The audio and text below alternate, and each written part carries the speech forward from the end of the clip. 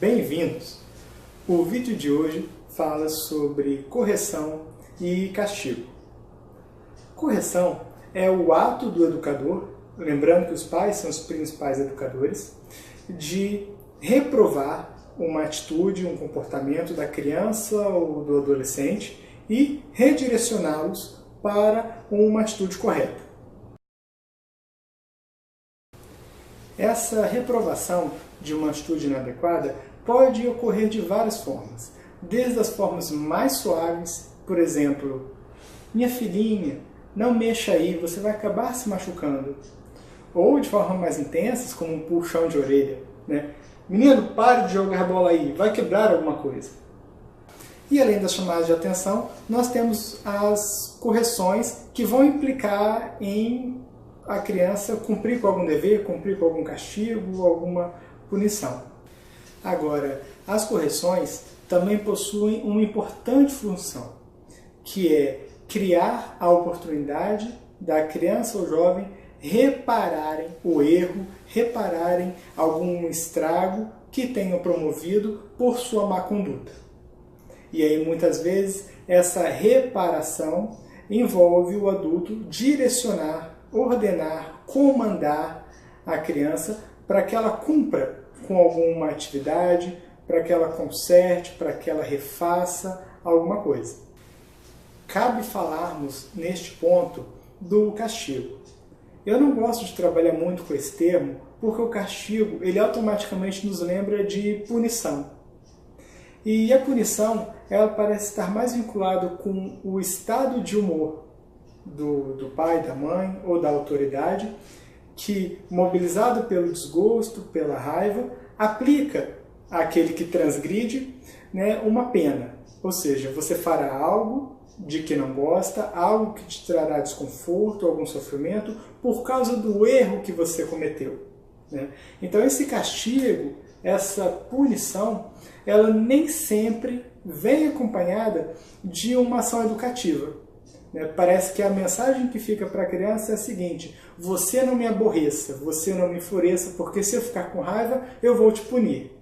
Se você desobedecer a minha ordem, eu vou te punir. E muitas vezes a criança entende que o que ela não pode fazer é enfurecer os pais, porque se ela enfurece, os pais a punem. Conseguem perceber a diferença?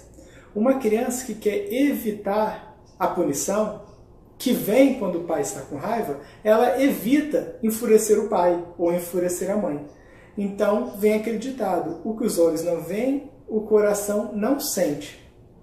Então a criança passa a esconder os seus erros para que os pais não se encham de cólera e não as castiguem.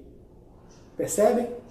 Agora, no caso da correção, é diferente, porque a principal característica da correção é que a criança ela precisa estar consciente do erro que ela cometeu e por que ela está sendo impelida, ordenada a tomar uma atitude para reparar aquele erro. Precisamos sempre ter em mente que a correção é um recurso dos pais para orientar a criança ou jovem num caminho ético e na formação cidadã. É por isso que o ato de corrigir ele tem que ser educativo, ou seja, ele precisa fazer sentido para a criança ou para o jovem. E aí vocês me perguntam, como assim, Peterson, fazer sentido para eles?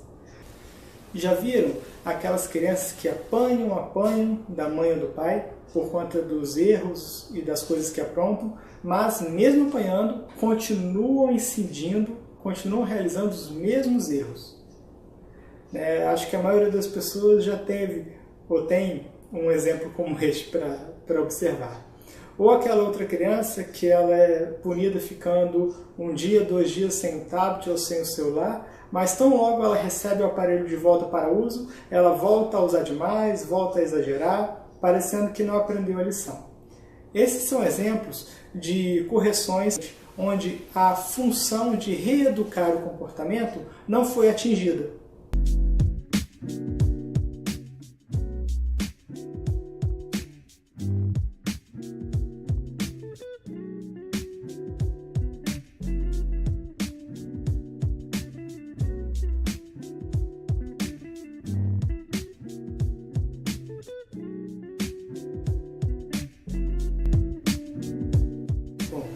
Vamos agora passar algumas orientações, algumas dicas que talvez ajudem os pais ou cuidadores a elaborar melhor, né, as correções quando sentirem necessidade. Uma primeira, e pelo assunto ser bem extenso, eu vou passar ela de uma forma geral, é que as correções elas sejam de alguma forma relacionadas com a falta cometida. Como assim? Se o equívoco da criança foi, por exemplo, manter o quarto desarrumado, a criança faz uma zona, deixa os brinquedos espalhados e isso desagrada os pais, como a falta cometida ela foi de uma ordem material, ou seja, foi deixar objetos espalhados, os pais podem muito bem recolher aqueles brinquedos que estavam bagunçados e privar a criança deles por 1 ou 2 dias, ou se acharem demais por algumas horas. Pega aqueles brinquedos espalhados, põe numa sacola e põe num lugar alto. E explica para a criança, aqueles brinquedos são seus, é sua responsabilidade organizá-los, mas eu avisei uma vez, eu avisei 2 vezes e você não foi responsável. Então quem não é responsável também fica sem. Então você pega e põe no lugar alto. E explica, eu pus ali, você vai ficar tanto tempo sem eles, e quando eu te devolver, eu espero que você cuide melhor, porque senão eu vou tomar de novo. Eu te dei essas coisas e é para você cuidar bem delas. Você tem um quarto e é para você cuidar bem dele.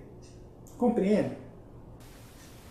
Outro exemplo é quando o comportamento é uma resposta mal criada, uma resposta atravessada, e isso afronta, isso desrespeita aos pais. É no momento onde ele estava incomodado, onde ele estava se sentindo injustiçado, onde ele foi frustrado nos desejos e anseios dele, e aí você por algum motivo foi o obstáculo, eles vão e desafiam, lançam a palavra, ofendem, então você resgata, demonstra para ele a imaturidade, demonstra para ele que aquilo foi um ato de ignorância, de falta de respeito, que isso não cabe, você não deve ser tratado dessa forma, e resolve na conversa. Muitos pais, eles partem para a agressão física quando a criança faz isso com eles. E o problema é que a agressão física, ela pode ser demais para a criança, pode ser muito pesado para o jovem, e trazem uma relação de medo. A criança passa a ter medo de você, e não respeito por você. Chamar o pequeno a consciência de que ele está te tratando de uma forma inadequada traz mais benefícios para a relação do que dar-lhe uma palmada, dar-lhe um soco, agredi-lo, porque aí ele vai ter medo de fazer contato com você, vai ter medo de te mostrar a fragilidade dele, a indignação dele. E é bom que eles demonstrem indignação. E aí você corrige se eles demonstrarem de forma inadequada. Os filhos não precisam concordar ou achar legal tudo que nós fazemos, os nãos que dizemos para eles, mas eles precisam respeitar, e nos respeitar acima de tudo. Outro excelente recurso é a inversão de papéis. É perguntar à filha, minha filha, se você fosse a mãe e sua filhinha tivesse feito isso que você fez, qual você acha que seria o castigo mais justo? Que castigo você daria para sua filha que fez isso? E aí você dá condições da criança exercitar o senso de justiça dela, além de ter a oportunidade dela se sentir no seu lugar. E é muito bacana essa técnica quando a criança ela engaja e propõe o que seria justo como castigo, e você permitir que ela vivencie o que ela propôs.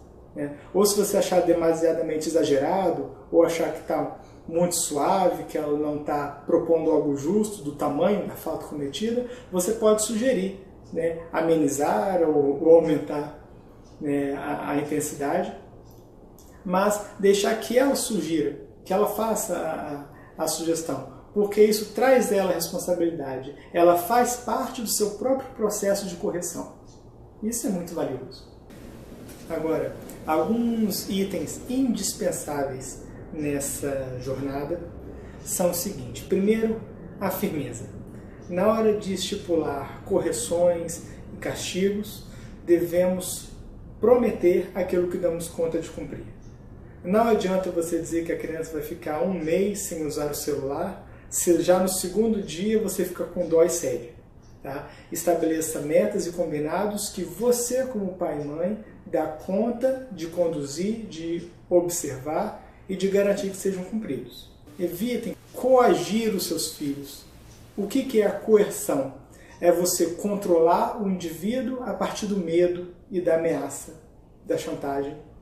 Né? Não vamos usar isso como recurso, porque a relação com os filhos precisa ser, acima de tudo, uma relação baseada no afeto, na confiança, no respeito. Não coloquem o afeto como moeda de troca. Quantos pais desavisados fazem isso? E é uma tragédia. O amor, o afeto, o carinho são direito de cada ser humano e são essenciais para a criança, que sobrevive quase que integralmente da parte emocional do afeto de vocês pais. Colocar frases como: se você fizer isso, não vou gostar mais de você.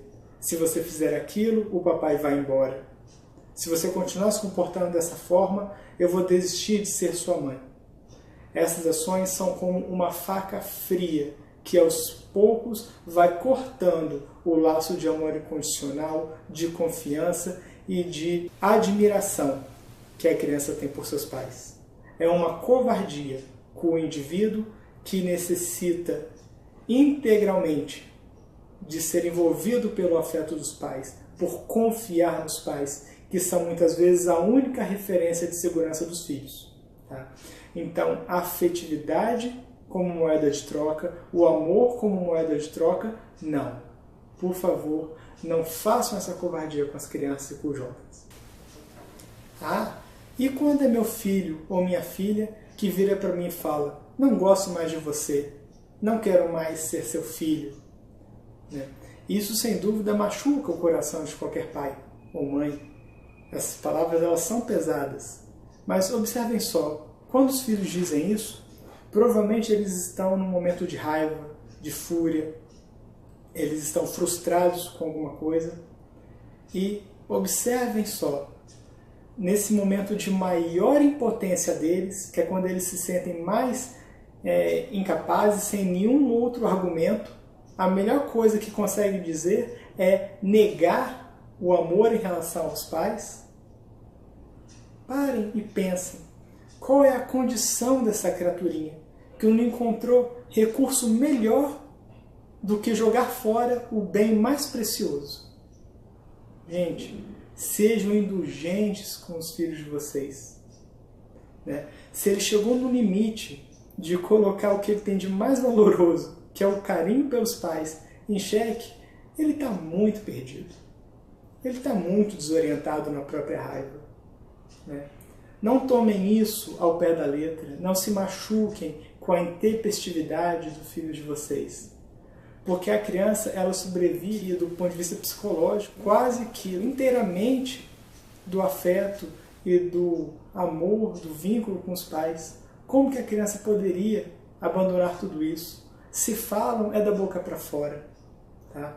E diante dessa condição de maturidade da criança, vocês precisam tomar o lugar de pais dos indivíduos mais sábios, ver aquela atitude desesperada, aquela negação do amor como símbolo de impotência e fragilidade com ternura.